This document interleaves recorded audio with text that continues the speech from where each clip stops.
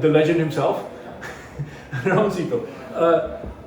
Everybody knows you and the name and the family name, and the fact that you are the son of Ramon, Ramonsito. Tell us a little bit about yourself. Where were you born? Where did you go to school? What was life like when you were growing up as a kid? Anyway, thank you for inviting us. It's a big pleasure to be here. I was born in Playa Pariba, just where the pier is, just over there. I was born 75 years ago. And I was born in a very normal family. My father used to go with the boat to Curacao 2 times a week, bringing at that time fuel to the island. So at that time I used, being a child, helping putting those barrels of gasoline and gas oil, put them into the ship and on a trolley, I don't know how you call that. Pulley, yeah? Yeah, we had to pull it up and so forth. So that was how I spent my early years. My early years over here. I went to school. How many brothers, sisters were you? We were 5. Now my sister died like 7 years ago. And where are you in the... I'm the smallest. You're the baby of the family? The baby of the family. Ah. So then I went to school over here. And your dad was from Playa Pariba also, or what? My dad was from Bonaire. Bonaire. And mom? Also. Also.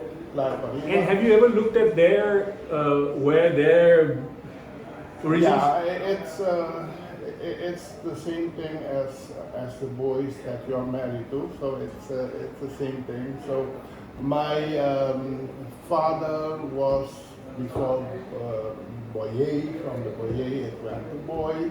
My mother was Signé, and my father was, let's say, white with blue eyes, and my mother was colored, and that's why I have my bigger brother is also with blue eyes, if we actually know him. I know. But anyway, to try to make it short, at 9 years old I went to Curacao to study. With the family, or just stayed? Near them. And went and stayed with somebody imaginary? Yeah. So that was very hard. But anyway, I'm very thankful of Curacao to have given me the possibility of make my study over there, and I became a school teacher.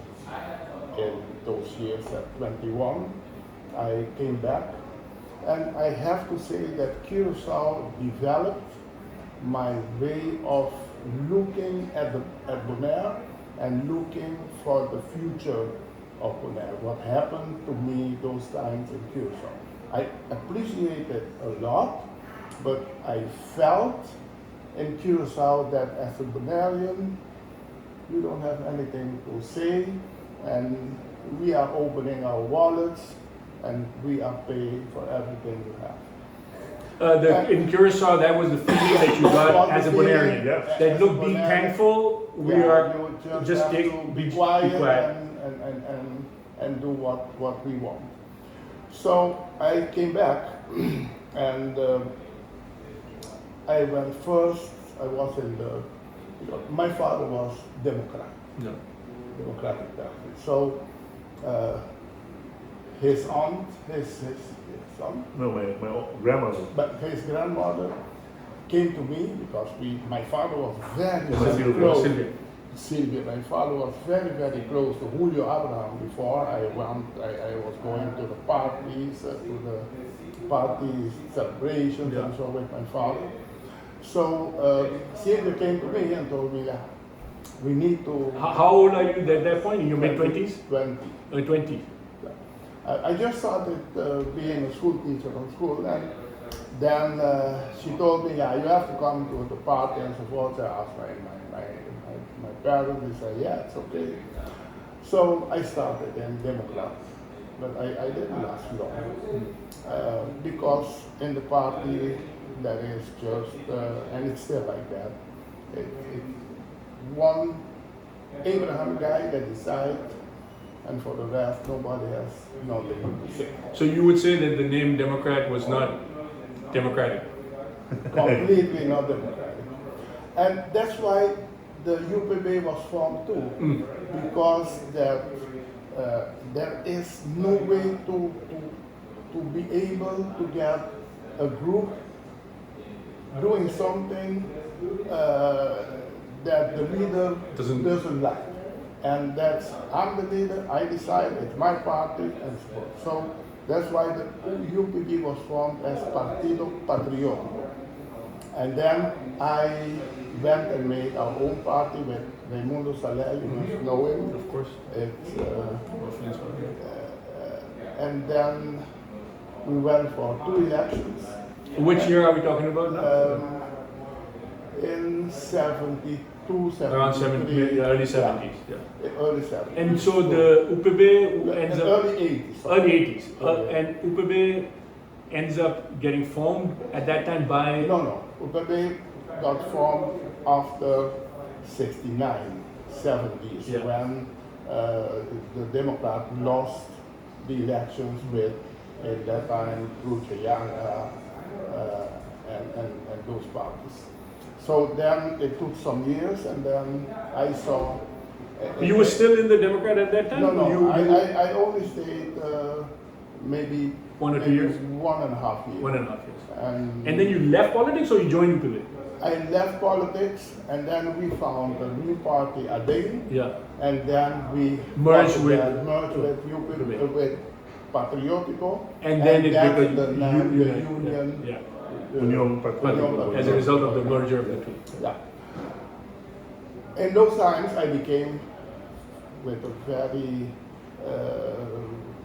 directly, I became commissioner. And the feeling I had when I was studying in Curacao, that's why I'm telling you, got even worse. Because when you are a commissioner in that structure that we have with the Antilles, You had even less. a commissioner of Bonaire, No relevance. we don't. You don't have know. We have the right for them to look for things that we can do. Yeah. And when you go there, they will tell you, look, we don't even have for us, so we don't have for you. Yeah. And then they will tell you, yes, but we will go and ask Holland for you. Yeah. And I made up my decision, why should I go to Curacao, for Curacao to go to Holland and ask for things that we need. We can go outside. So after maybe more than 20 years, when the UPD got big, and we got 6 seats, and with 6 seats you can accomplish a lot. So being a small party or being in a coalition in Bonaire for the coming years, it's very important to give one party, whoever it is now, Sure. naturally I would Generally, say of course, it's yeah. better for UPD, Yeah. but give a party a way to do its thing. Yeah. And then afterwards, you can measure if he did it, yes or no, Yeah. and look for another one. Because in the coalition, It it's just very doesn't work, yeah. difficult. And you know, they say small countries, Small problem. big problems. Even more, yeah. So anyway, so that's when I started to feel we can continue in this thing because it won't help our people. We have to go out of it. Yeah. And that's why I started with the idea, Yeah. direct Yeah. structure with Holland. Yeah. And God was with me. Yeah. We accomplished it. Yes. It's not perfect. Yes. It's not finished. It's never will be finished. Yeah. Because the way also my people started with it, Envisioned it. was envisioned it. Yeah. It was if like it was a final project. Instead to understand There's a beginning that of a process. It was a process Yeah. that started on 10th and 10 Yeah. and that will be developing. Yeah. In those developing times, I put also every 5 years evaluation Yeah. time, nobody evaluate nothing. Yeah. I couldn't do anything, you Yeah. know what happened with Yes. me, so in one day I became whatever it is, Yeah. so we won't talk about that Yeah. now, but that's why I'm back now. Yeah. To make it very short, Yeah. we have signed with Holland a lot of possibilities for Boudin, and we are not using them. And I came back into the party, not in the party, I'm helping. Yes. I'm 75, I Yes. don't need nothing. Yeah, we talked I'm about that. ready, so I don't need nothing. Yeah. What I need is to let what people voted for Yeah. to be accomplished the way that it has to be. Yeah. And that's my work that I want to Yeah. do now.